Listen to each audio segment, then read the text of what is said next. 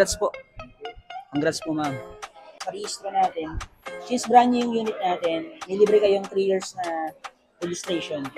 So, hindi nyo na kailangan mag-renew every year, ma'am. Hanggang 3 years yan. Libre. Yung mga hidden features niya, sir, na wala sa mga manual. Kasi pag manual, sir, ano yan eh, parang base model kasi yan, kung tawagin eh.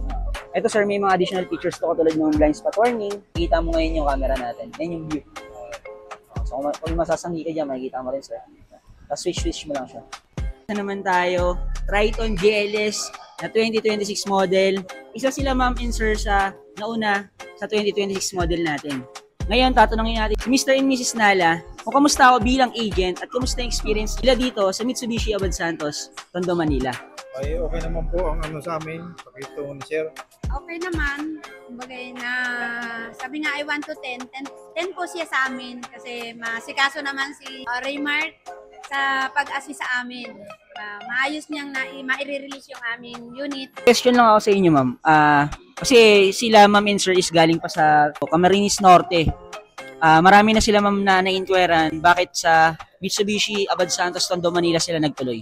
Kasi dito sa Jose Abad Santos, maganda ang offer ng Mitsubishi. Maganda ang mga ibinibigay nilang pati mga freebies, kompleto.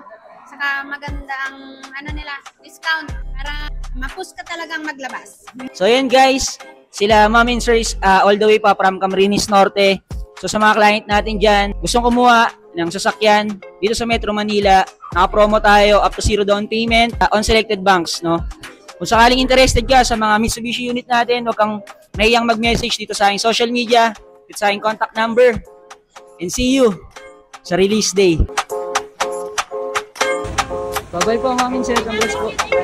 At